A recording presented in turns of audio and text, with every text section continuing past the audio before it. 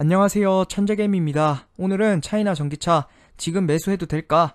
앞으로의 전망에 대해서 제 생각을 한번 이야기해 보도록 하겠습니다. 자, 차이나 전기차가 오늘 약 하락을 하고 있지만 그래도 양봉이 나왔고 최근에 양봉을 내면서 하락을 멈춘 것이 아닌가, 지금 매수를 해도 될까에 대해서 고민하시는 분들이 많을 것 같아서 오늘은 이 차이나 전기차의 전망과 지금 매수를 해도 되는지에 대해서 여러분들께 제 생각을 말씀드리도록 하겠습니다. 자, 최근 계속 하락을 하던 중국 증시가 국경일, 그러니까 휴장일 이후에 연속해서 반등에 성공을 하면서 이 차이나 전기차의 경우에도 중국 주식들로 이루어져 있기 때문에 이 중국 증시가 반등함에 따라 같이 올랐다라고 해석을 할 수 있을 것 같습니다. 자, 그렇다면 이 중국 증시의 이슈를 한번 보도록 하겠습니다. 중국 상분기 국내 총생산 성장률이 발표가 되면서 최근에 상승을 했다.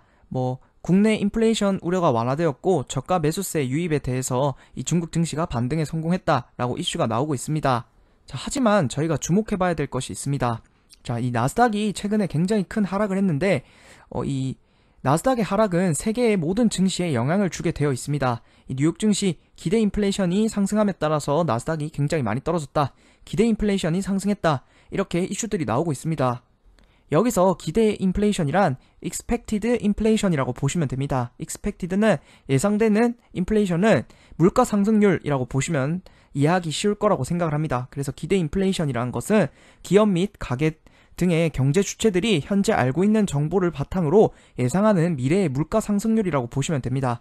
그래서 이 기대 인플레이션이 상승함에 따라서 나스닥이 굉장히 큰 하락을 했는데, 이 나스닥이 하락을 하는 것은 이 중국 증시나 한국 증시 뿐만 아니라 세계 모든 증시에 영향을 줄 수 있기 때문에 나스닥의 하락은 이 중국 증시도 다시 떨어질 수 있겠구나, 이러한 것들을 여러분들이 생각을 하고 염두에 두고 투자를 하셨으면 좋겠습니다. 자, 그리고 실제로 이러한 호재, 뉴스, 이러한 것들에 대해서 보도록 하겠습니다.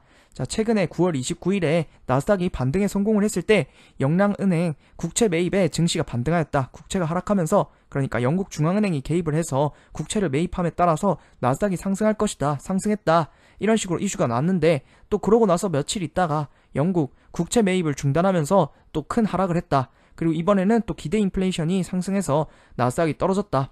자, 항상 이러한 뉴스, 호재, 이러한 것들 모두 중요하지만 이러한 호재나 뉴스만 보고 매수를 할 수는 없다는 것을 여러분들이 꼭 염두에 두고 투자하셨으면 좋겠습니다. 자, 그리고 중국의 이슈들을 한번 보도록 하겠습니다. 비아디, 그러니까 차이나 전기차의 구성 종목 중에서 비중이 높은 그러한 주식들의 이슈를 보면 중국 판매량 신기록을 기록했다. 비아디 1위와 쟁탈전을 하고 있다. 중국 전기차의 선두 비아디 올해 누적 판매량을 100만 대를 돌파하였다. 자, 이런 식으로 비아디는 계속 호재가 나왔지만 차트는 계속 하락을 했습니다. 그리고 CATL이라고 이 배터리 세계 1위 중국의 CATL 3분기 순이익이 전년에 대해서 200% 이상 상승할 것으로 전망한다. 이런 식으로 호재가 나왔지만 결국에 비아디와 CATL 모두 좋은 호재들이 나왔지만 계속해서 차트는, 그러니까 주식은 계속해서 하락하는 모습을 보여줍니다. 그래서 여러분들이 여기서 꼭 생각하고 넘어가셔야 될 것은, 정말 호재, 뉴스, 회사의 가치, 이런 것들 모두 중요하지만 이 호재나 뉴스 이런 것들만 보고 매수를 할 수 없구나 라고 생각을 해주시고 넘어가 주시면 좋을 것 같습니다. 자, 그래서 저는 이 기본적 분석, 호재나 회사의 가치를 분석하는 것뿐만 아니라 이 차트에 대해서, 그러니까 기술적 분석에 대해서도 여러분들이 꼭 공부를 하셨으면 좋겠다라고 생각을 합니다.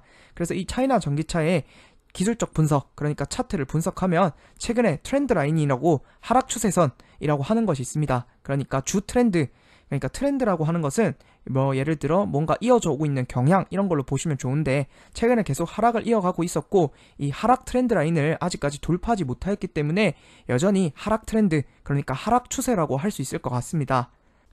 자, 다음으로는 주봉을 보도록 하겠습니다. 주봉에서도 보시는 것처럼 여전히 하락 트렌드, 하락 추세를 이어가고 있고, 이 주봉을 확대해 보았을 때 다행히 저번 주 휴장일 이후에 양봉이 계속 뜨면서 5주선을 살짝 돌파했지만 10주선과 그리고 20주선, 30주선이 아직 여전히 역배열이기 때문에 지금은 매수를 할 수 없는 타이밍이라고 생각을 합니다. 그리고 이번 주가 음봉이 나와서 주봉의 색깔이 음봉이 되었습니다. 저는 주봉이 음봉일 때는 절대 매수를 하지 않습니다. 이것도 참고해 주시면 좋을 것 같습니다. 자, 그래도 그나마 다행인 것은 월봉이 음봉에서 양봉으로 전환을 하였습니다. 월봉 양봉은 굉장히 다행이라고 생각을 하고, 여전히 월봉도 정배열은 아니기 때문에 매수는 불가능하지만 월봉이 양봉인 것과 오르선을 돌파한 것에 있어서 어느 정도 하락을 멈출 수 있겠다라는 생각은 할 수 있을 것 같습니다. 자, 저는 지금 매수를 하지 않습니다. 앞에서도 말씀드렸던 것처럼 저는 지금 매수를 가지지 않습니다. 왜냐하면 리스크가 크고 여전히 주봉에서 역배열이고, 일봉에서는 상승 가능성이 많을 보이지만 주봉에서는 여전히 역배열, 그리고 월봉에서도 이제 막 음봉에서 양봉으로 바꾼 것이기 때문에 지금 매수를 하지는 않을 것 같습니다. 자, 그렇다면 언제 매수를 하느냐? 앞 상승대를 보시면 5주선과 10주선, 이동평균선이 잘 수렴을 한 이후에 주봉이 그 길을 또 돌파를 하니까 그때 상승을 했습니다.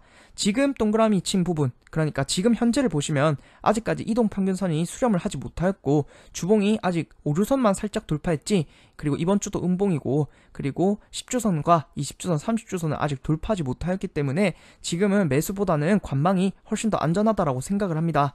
제가 이렇게 관망을 하는 이유는 오른쪽을 보시면 5주선만 돌파했을 때 매수를 하게 되면 그 다음에 다시 음봉이 나와서 하락을 할 수가 있습니다.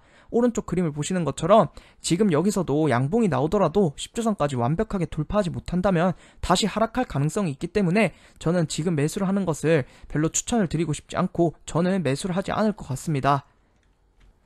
자, 이 테크니컬 어널리시스라고 기술적 분석에 대해서 여러분들은 한 번쯤은 들어보신 적 있을 겁니다. 차트 그거 왜 보냐, 차트 보면은 이상한 거다, 이렇게 생각하시는 분들도 굉장히 많으신데, 앞서서 호재나 뉴스, 회사의 가치만 보고 매수를 했을 때 수익을 내지 못하는 구간이 있다는 것을 여러분들은 이제 알고 계실 거라고 생각을 하고, 호재에 따라, 그러니까 뉴스만 보고 뉴스에 따라서 투자를 했을 때 여러분들이 수익을 내지 못할 때가 많다는 것을 이제는 깨달으셨을 거라고 생각을 합니다. 그래서 기본적 분석, 그러니까 호재나 뉴스, 회사의 가치를 분석하는 이 기본적 분석뿐만 아니라 이 테크니컬 어널리시스, 그러니까 기술적 분석에 대해서도 여러분들이 꼭 공부를 하셔야 된다라고 생각을 합니다. 이 트렌드 라인, 제가 앞서서도 설명을 드렸는데, 이 트렌드 라인이라는 것은 지지와 저항을 가지고 이러한 지표들을 활용해서 이 기술적 분석도 여러분들이 꼭 해보셔야 된다라고 생각을 하고, 매수와 매도를 할 때에는 이 기술적 분석이 훨씬 더 많은 도움이 된다라고 생각을 합니다. 자, 이 기술적 분석은 옛날 엄청나게 오래전부터 이어져 오던 외환시장, 외환거래의 이 차트를 보고, 이 역사를 보고 앞으로의 패턴이나 아까 말했던 지지와 저항, 이러한 것들을 모두 다 경험을 해보고 그러한 지표들을 활용을 하여서 투자를 하는 방법입니다. 정말 오래되었고 그만큼 정확성도 있고 정말 잘 배운다면 매수와 매도를 할 때 굉장히 큰 힘이 되고 많은 돈을 벌 수 있는 그러한 지름길이라고 생각을 합니다. 그래서 이 포렉스 트레이딩, 이 차트에 대해서 꼭 한번 공부를 해보셨으면 좋겠습니다. 제 멤버십에서도 이 차트에 대한 것을 다루고 있고, 제 멤버십이 아니더라도 공부는 꼭 한번 해보셨으면 좋겠습니다. 자, 결론을 말씀드리도록 하겠습니다. 현재는 여전히 하락 추세입니다. 나스닥이 매우 좋지 않고 연쇄적으로 다른 증시도 하락 가능성이 있기 때문에 리스크 관리를 하시면 좋을 것 같습니다. 조금 더 기다렸다가 앞선 상승처럼 되기까지 조금 더 기다리는 것을 추천을 드리고, 지금은 저는 관망을 추천을 드립니다. 현재 더 추가적으로 떨어질 가능성이 있기 때문에 저는 여기서부터 제가 원하는 매수 타이밍까지의 수익은 포기하는 편입니다. 그러한 수익은 맞출 수 없는 구간이라고 생각을 하고, 방향성이 확정이 될 때, 그러니까 현재는 오를 수도 있고 내릴 수도 있다, 그러니까 양방향이 다 가능하다라고 생각을 합니다. 그래서 방향성이 한 방향으로 정해졌을 때 그때 매수를 하시는 것을 추천을 드립니다. 제 영상을 잘 참고하셔서 여러분들의 수익에 조금이나마 도움이 되었으면 합니다. 제 영상을 봐주셔서 감사드리고 다음에는 더 좋은 영상으로 찾아오도록 하겠습니다. 감사합니다.